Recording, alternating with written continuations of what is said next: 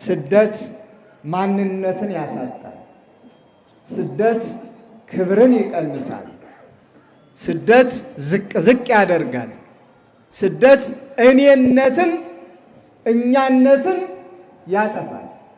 በሀገራቸው ከብረው ገነው አንቱ ተብለው ይኖሩ የነበሩ ሁሉ ወደ ባዕድ ሀገር ሲሰደዱ በባዕዳን እጅ ሲወድቁ ማንነታቸውን አጥተው ጠንካሮቹ ደካሞቹ ነው፣ አዋቂዎቹ አላዋቂዎቹ ነው፣ ጀግኖች የጀግንነት ክብራቸውና ስማቸው ተገፎ አማኞች የአማኝነታቸው ምንነት ተነጥቆ በባዕድ ሀገር ነውና ያሉ እንደ ሀገሩ እንደ ንጉሱ እንዲያጎነብሱ የሚያስገድድ ነው ስደት። አናንያ አዛርያ ሚሳኤል በተሰደዱበት ሀገር ለነሱ መልካም ነገር ነው የገጠማቸው። የሚበሉት አላጡም፣ የሚጠጡትም አላጡም፣ ስልጣንም አላጡም። እንደውም በሀገራቸው ያላገኙትን ስልጣን ምግባቸውም ለንጉሱ ከሚዘጋጀው እንዲመገቡ ነው የተፈቀደላቸው። መጠጣቸውም ንጉሱ ከሚጠጣው ከጠጁ ከብርዙ እንዲጠጡ ነው የተፈቀደላቸው። ግን ማንነታቸውን የሚያሳጣ ቦታ ነበር። ከጥበብም በላይ ጥበብን እንዲማሩ ግን ከጥበብ በላይ ያለውን ጥበብ እግዚአብሔርን እንዲክዱ የሚያደርግ ቦታ ነበር ያሉበት። ከሃይማኖት በላይ ሃይማኖት ኑሯቸው እግዚአብሔርን እያመለኩ የሚኖሩት ሃይማኖት በሌለበት አንድ ሰው በምኞቱ ፍላጎቱ በጉልበቱ ባቆመው ምስል እንዲንበረከኩ እንዲሰግዱ በሚደነገግበት ሀገር ነበር የወደቁት። ይህ ሁሉ ክብራቸውን አሳጥቷቸዋል። ስደት ይሄ ነው እንግዲህ። ይሁን እንጂ እነሱ የሚበላ ካገኘን የሚጠጣ ካገኘን እኛ ምን ቸገረን፣ በዛውም ላይ ከተሾምን ከተማርን ካወቅን ከተመራመርን በባዕድ ሀገር እንዲህ አይነት ክብር ካገኘን የሚለው ነገር ለነሱ ቦታ አልነበረውም። ምክንያቱም ተሰዳጅነታቸው የመጀመሪያው የህልውናቸውን ያጠፋው ስማቸው ሲገፈፍ ነው። አናንያ አዛርያ ሚሳኤል የሚለው ስማቸው የተወለዱበት አካባቢ ወላጆቻቸው በአካባቢው የሰየሟቸው ከሃይማኖት ጋር የሚያያዘው ስም ጠፍቶ ማን ብሎ ነበር የሰየማቸው ንጉሱ? አቤት አንድ ሰው ሲድራቅ፣ ሌላ ሰው ደግሞ አቤት ሚሳቅ፣ ሌላ ሰው ደግሞ አብደናጎ። ልዩ ልዩ ስም ነው የሰጣቸው። ይህ ማንነትን የሚያሳጣ ስም ነው። ክብርን የሚያሳጣ ስም ነው። እንዲህ ሆኖ ግን የሚበሉት ሞልቷል፣ የሚጠጡት እንደ ልብ ነው። ይሁን እንጂ ክብራችንን አጥተን በልተን ጠጥተን ለብሰን ሞቆን ደምቆን ተሹመን ከፍ ከፍ ብለን ከመኖር ማንነታችንን ይዘን በማንነታችን መኖር ይበልጥብናል ነው። ትምህርቱን አንማርም አላሉም፣ ተማሩ፣ እውቀት ነውና። ግን የሚገባቸውን እውቀት ወሰዱ። ለእነሱም አይገባውን የባዕድ እውቀትና ትምህርት ግን አምዘገዘጉና ጣሉት። የሚማሩት ሁሉ ጠቃሚ አለመሆኑን መመርመር ግድ ይላል። በትምህርት ዓለም ውስጥ ስንፍና የስንፍና ትምህርት አለ። እግዚአብሔር የለም የሚል ትምህርት ቢኖር ስንፍና ነው። ግደል የሚል ትምህርት ቢኖር ስንፍና ነው። ስረቅ የሚል ትምህርት ቢኖር ስንፍና ነው። አመንዝር የሚል ትምህርት ቢኖር ስንፍና ነው። ቀማ ታገል የሚል ትምህርት ቢኖር ስንፍና ነው። ስለ ሀገር ክብር የሚደረግ ሌላ ነው። ስለ ወንጀል የሚደረገው ትምህርት ሌላ ነው። በእያንዳንዱ ነገር። ስለዚህ እነዚህ ሶስት ወጣቶች ዕውቀትን እንደ ዕውቀት ወሰዱ። የሚገባቸውን ተጠቀሙበት፣ የማይገባቸውን ግን በሩቁ አውቀው አስቀመጡት። እንደ ምግብ ግን አንመገብም ይሄን ያሉት። ኃላፊው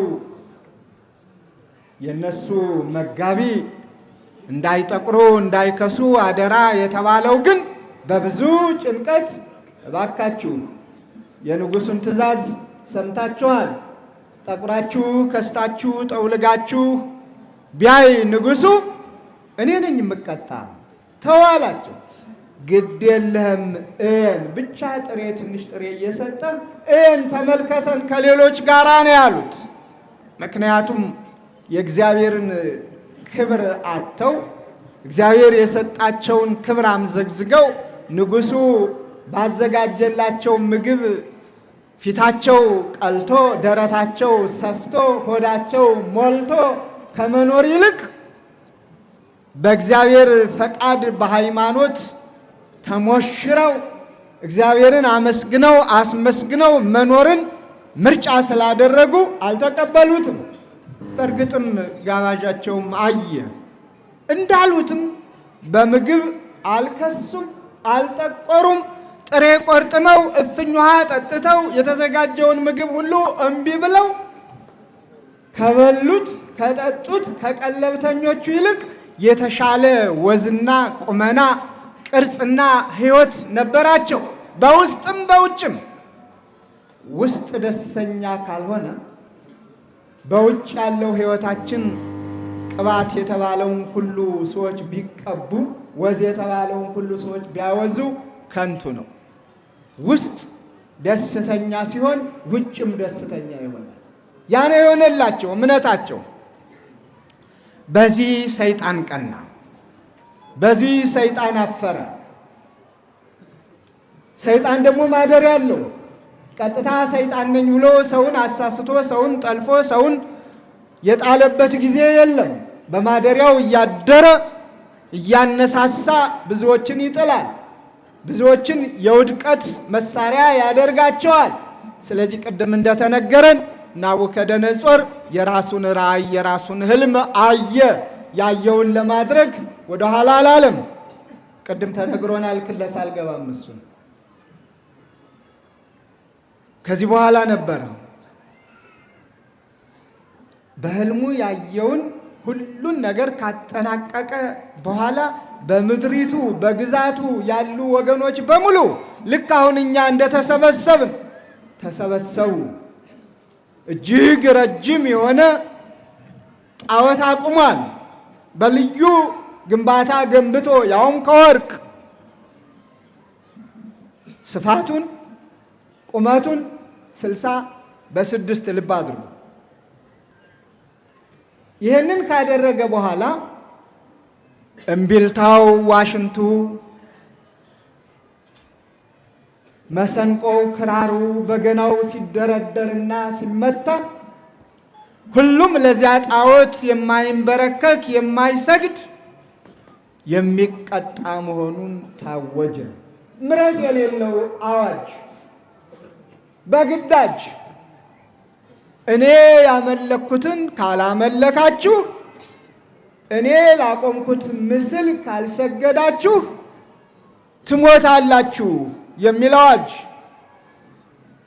የሙዚቃ መሳሪያዎችን ደርዳሪዎቹ እየደረደሩ ዘፋኞቹ እየዘፈኑ ኃያላኑም ድኩማኑም ባለጸጎቹም ድሆችም ትንሾቹም ትልቆቹም እገሌ ወገሌ ሳይባል ለዚያ ጣዖት ሁሉም ተንበረከከ። ከነዚህ ከሶስቱ ጀግኖች በስተቀር እነሱ ዝቅ አለ። ሁሉም ሲሰግድ ሲንበረከክ ሲወድቅ ሲነሳ ባሉበት ቀጥ ብለው ቆመዋል። ይህንን ያዩ የሰይጣን ማደሪያዎች ንጉሥ ሆይ አንተ ከፍ ከፍ ያደረካቸው፣ አንተ ባለሟሎች ያደረካቸው፣ አንተ በአውራጃዎች የሾምካቸው፣ አንተ ላቆምከው ምስል አልሰገዱም፣ አልተንበረከኩም፣ ትእዛዝህን አፍርሰዋል፣ ቃልህን አቃለዋል፣ ሕግህን አላከበሩም። ምን ትላለህ ነው ያሉት። በቁጣ ኃይል ተሞልቶ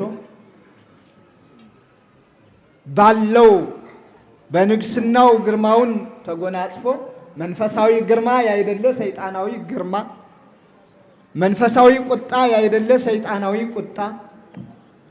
ለምንድነው ያልቆማችሁ ያልሰገዳችሁ? እኔ ላልኩት ለምንድነው ያልተንበረከካችሁ? ጥያቄው ነው። በዚህ ጊዜ ነበር ንጉሥ ሆይ አንተ ላቆምከው ምስል አንሰግድም፣ አምላካችን ያድነናል። አያችሁት ደስ ሲል። ከነዚህ ከሶስት ወጣቶች ይህንን ነው መማር ያለብን። አምላካቸውን ተጠራጥረውት አይደለም፣ አዳኝነቱን አላምን ብለው አይደለም። እስከ መጨረሻው ድረስ ንጉሡ ተስፋ መቁረጥ ነበረበት።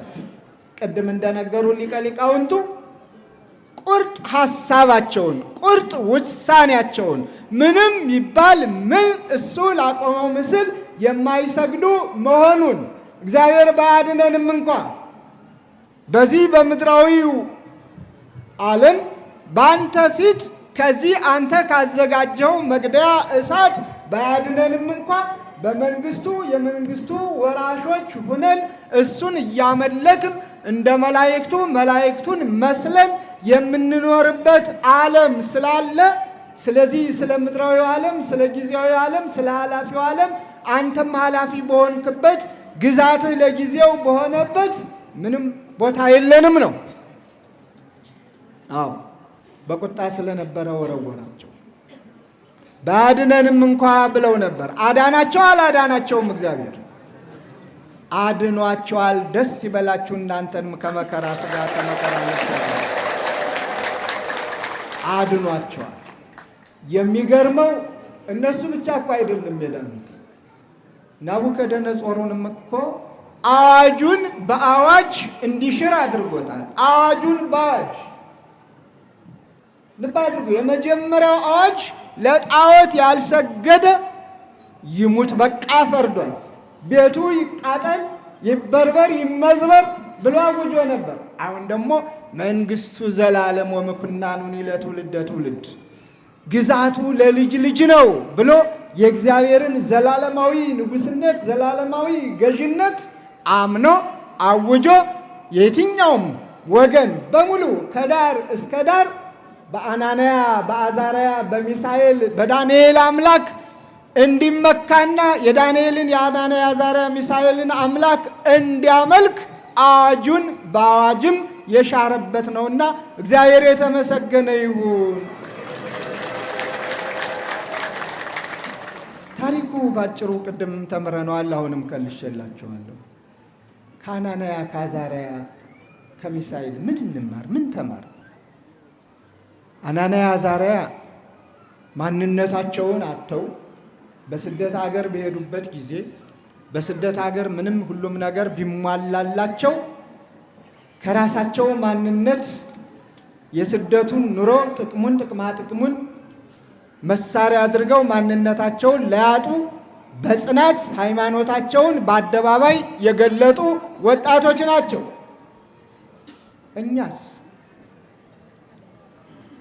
እኛ ደግሞ መላው ጠፍቶን እንደውም በገዛ ሀገራችንም ስደተኞች ሆነናል አይደል? ዛሬ ሰው እኮ በገዛ ሀገሩ ስደተኛ እየሆነ አቤት! በገዛ ሀገሩ ከቤቱ ተፈናቅሎ ሜዳ ላይ የሚወድቅ ከሆነ መጠለያ አጥቶ ፀሐዩም ብርዱም ክረምቱም በጋውም የሚፈራረቅበት ከሆነ ስደተኛ ነው ማለት ነው። ይህን ምን አመጣው?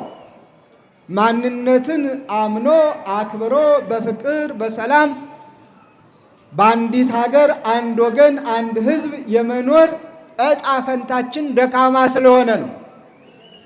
እኔ በልጥ በሚለው ክፉ አስተሳሰብ ተመካክሮ ተወያይቶ ችግርን የመፍታት አቅም ማነስ የብዙዎችን ክብር ነክቷል። የብዙዎችን ማንነት አጥፍቷል። የብዙዎችን ቤት አንኳኩቷል። ቤት ሲኖራቸው ቤት የለሾች ሆነዋል። ይሄ ፀሐይ የሞቀው ሰው ያወቀው ሁላችን የምንረዳው ስለሆነ ብዙ ማለት አያስፈልገንም። በአናንያ በአዛርያ በሚሳኤል ችግር የተገኘው ቅዱስ ገብርኤል ዛሬም እንዲህ ተሰባስበን አማላጅነቱን አምነን የምንጠራው መልአክ እሳቱን አብርዶ የነገሩን እሳት፣ የጦርነቱን እሳት፣ የጥላቻውን እሳት አጥፍቶ በአንድነት በፍቅር በሰላም የምንኖርበትን ከአምላኩ ከፈጣሪው እንዲያማልደን የእግዚአብሔር ቅዱስ ፈቃዱ ይሁንልን። እግዚአብሔር ምልጃውን ይስማ።